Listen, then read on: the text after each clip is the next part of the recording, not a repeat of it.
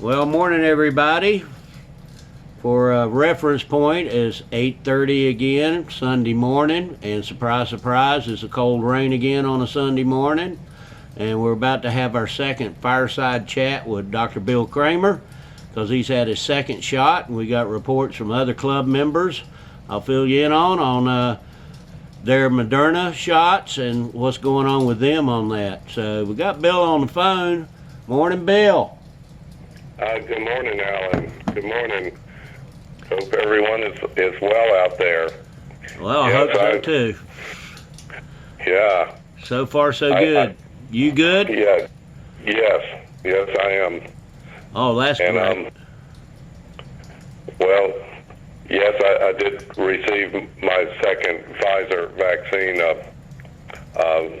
almost a week and a half ago, and they're reporting that up to 50% of the people after their second dose do develop significant symptoms or can develop significant symptoms, and those would include always soreness at the injection site, but headache, feeling sick and fatigue, fever and chills. And I was one of those 50%. I was fatigued the day after, and then that evening I developed chills and some body aches and just didn't feel well.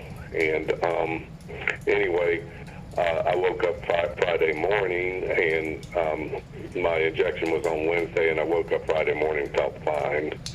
So I was pretty much the model of what they had reported, just 24 hours of symptoms after that second dose. With the first dose, it sort of primes your immune system, if you will, and then in 3 weeks, your body's had time to develop some kind of an immune response to the vaccine that you received, and so it's primed, as I said, but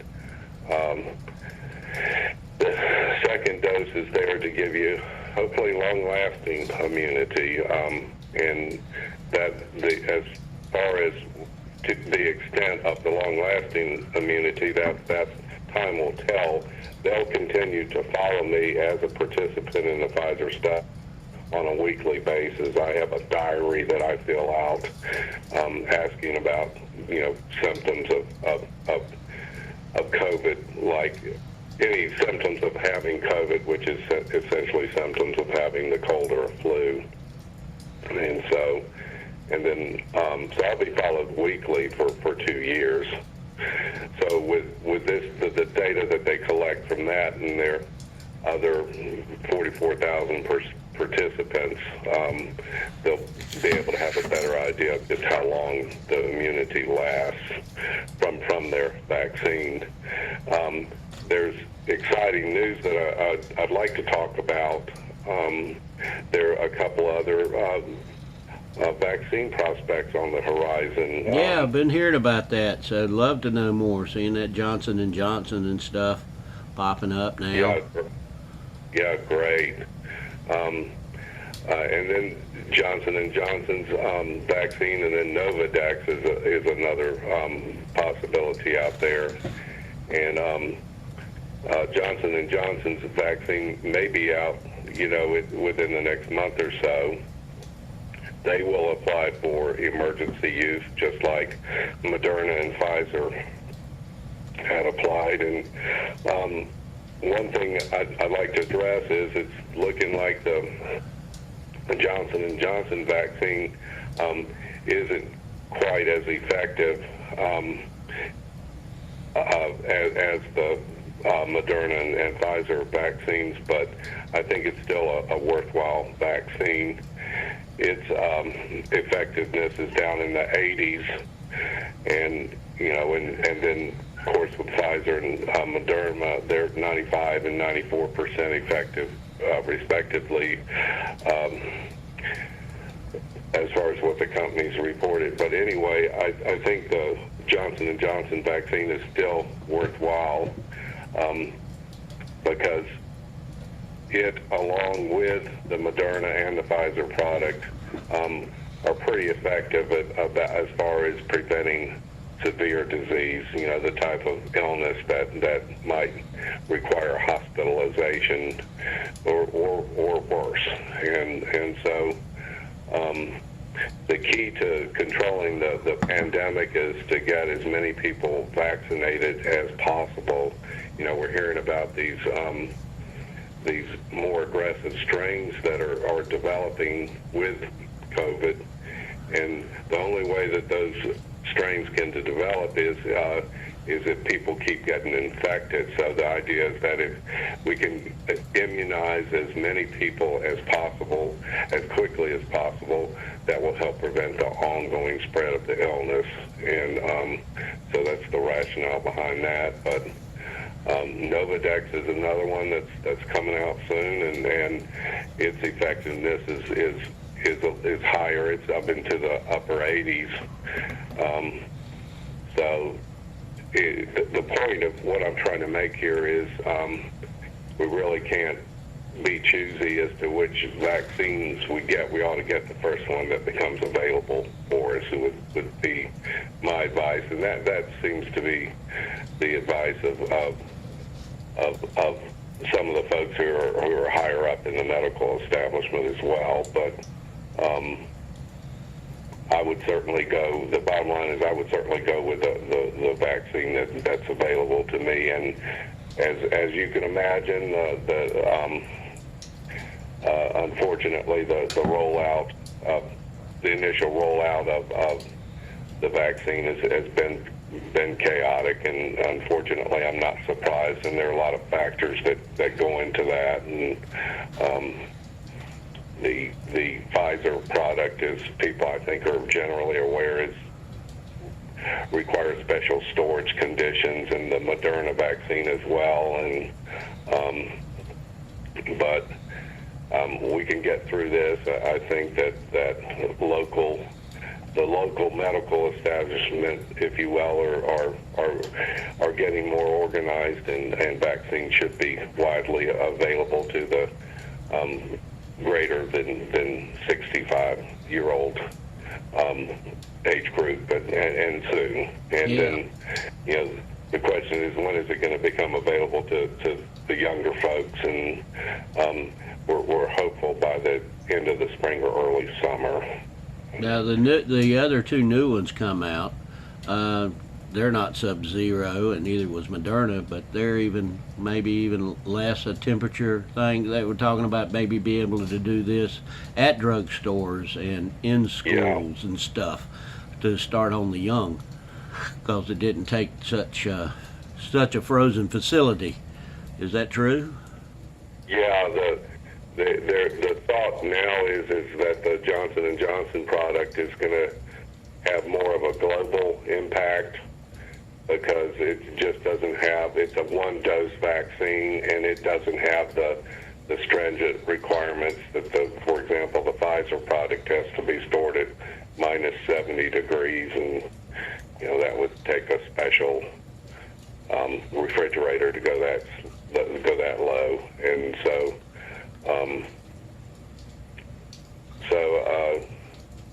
but I think help is on the way. I think the next step is to get people to accept the vaccines and go ahead and take them. And I'll reiterate what I said before, that people can take their chances with COVID, or they can take their chances with a vaccine. And just by all the data that we have, the vaccine is a much safer bet.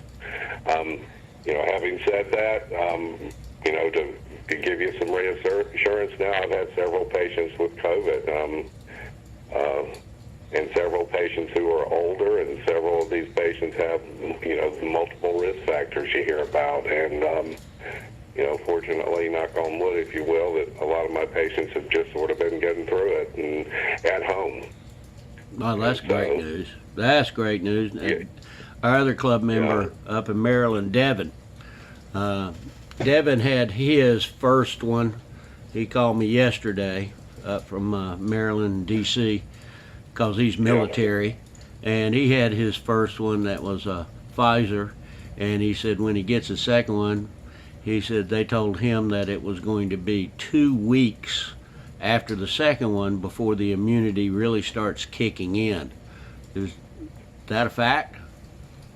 No, you really start to develop immunity after the first vaccine, and that takes 2 to 3 weeks. All right, he may have said the first. Yeah. The idea with the second one is to hopefully provide long-lasting immunity. That's what Pfizer has shown with their initial studies and their pilot studies, that the long-lasting immunity comes with a second dose. But yeah, you do get some from the first, and really that's this business of 50% of the people developing symptoms after the second vaccine, and in a way that's kind of a welcome sign. As miserable as I was that time, but it's telling you that your immune system is recognizing it and doing something about it. The vaccine that it was exposed to, but it's a lot of what people need to keep in mind is when we get sick, a lot of the symptoms that we have are due to our immune system. It's actually our immune system that makes us feel bad, or what we call malaise, and gives us fevers and chills and body aches and pains. That's our immune system in action. So when you do have those side effects, it's a little bit reassuring if you can think of it in those terms. Well, one of the reasons Devin got it is because it's his job in the military, in the Navy. Yeah. He goes to, they send out his units when there's like hurricanes, or they need to set up Quonset hut hospitals, during this stuff, and he's been deployed many times, so they're getting him ready. But deploying a bunch of military right now when there's not vaccines is just kind of a waste of time. So, right. We will probably be seeing him give a call and say, I got deployed, we got enough vaccine for us to start giving it out a lot more.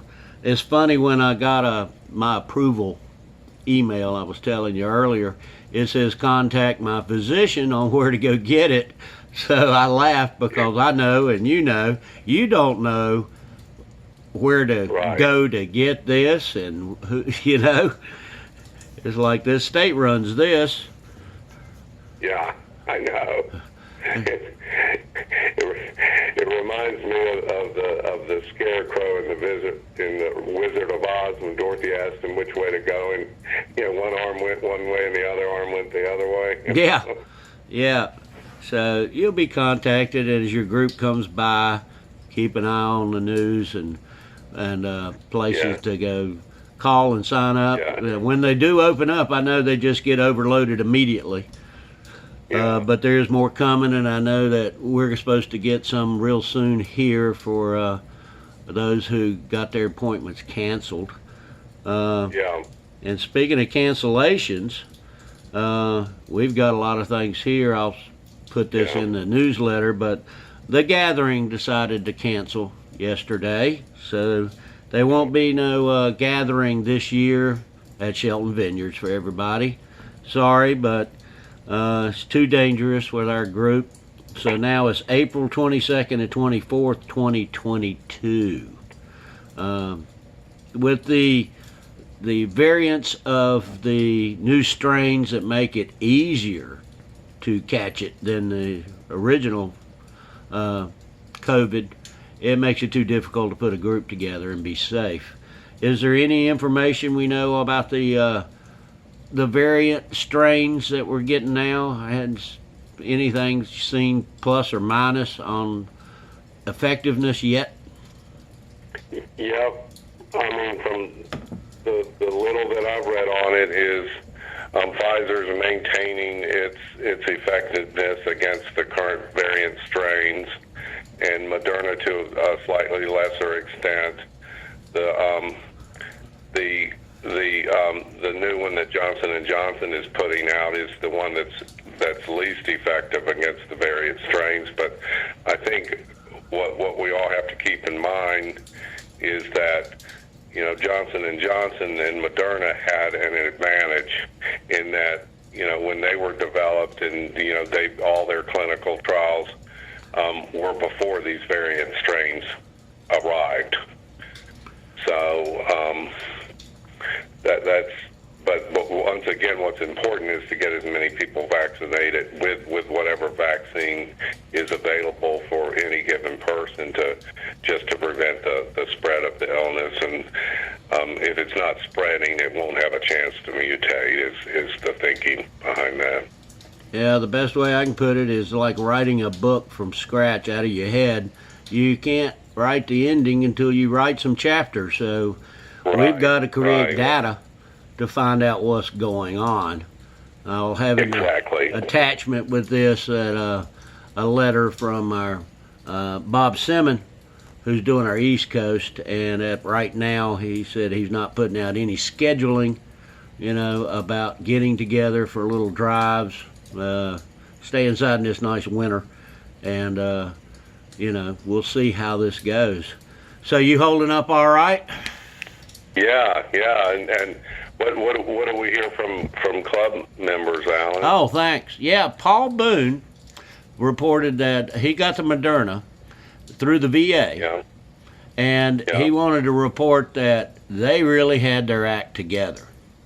The fact that he said, I'm probably the only veteran as a veteran, it's probably about the only time I ever left the VA and not cussing. He said they had it together. They did it right. He said they didn't march you in there like a herd of cattle or something. He said, and then after I got my first shot, he said, I'll get my next one, I think, next week. But he said, they put me in a little cubbyhole area and monitored me for 30 minutes and kept checking on me, make sure everything was good with my vitals and no reactions. And he said it's highly impressive what they did. And he said, and he had just little symptoms, tiredness and stuff, but he said it really wasn't bad at all on the Moderna for him, and he'll let us know how his second shot of Moderna goes. And he said he's heard that that's going to be a little worse, but to me it sounded like every one of us had the single shots and flu shots have had probably about the exact same reaction we're going to get with the Pfizer shot. Yeah. So that's not bad. Well, I think it's a good idea, and if people want to email me, we'll keep up with this with changes. There's so much information out there. Bill and I thought it'd be a good idea just to, have the old FDR fireside chats and say, hey, people, it's being worked on. There is a light at the end of this tunnel.